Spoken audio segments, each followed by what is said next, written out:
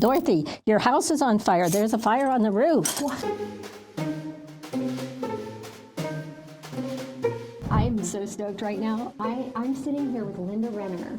And Linda, you are, I'm going to list off all your creds here. You are one of the gardeners here on the grounds at the Bembridge House. You are a docent. When they need me. When they need you.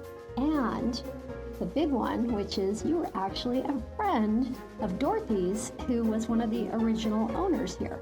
We all belonged to a group called Long Beach Beautiful, and we would meet every so often. And finally, we made a date, and we came inside the house again together. She always told the story about the miracle of the house. It must have been in the 60s, because she was having a meeting for the group called the PEO, and her mother had started this group. They raised money to send girls to a college in Missouri that were interested in music, and that was an interest of her mother's and Dorothy's.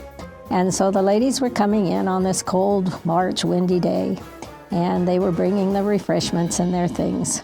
And there was a knock on the door, and Dorothy answered, and it was a neighbor lady saying, "Dorothy, your house is on fire. There's a fire on the roof." And the ladies all perked up, and they started gathering up their stuff and leaving the house.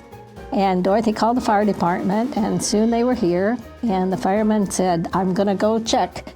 And soon he came back down from the attic, and he said, "There's a fire burning in 5 places on your roof, and you've got 10 minutes, so get whatever you want and get out of the house." Well, Dorothy said, "How do you decide in 10 minutes what to take?" And she said, "I went upstairs and I stood there and I said, 'Lord, the house is in your hands. Do as you will.'" She said, "Well, before I could even gather up anything, the fireman came back down and he said, 'I've never seen anything like this.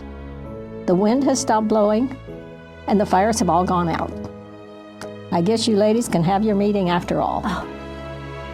And for years, firemen came and knocked on her door and said, "We want to see the attic where the fire did not burn your house down."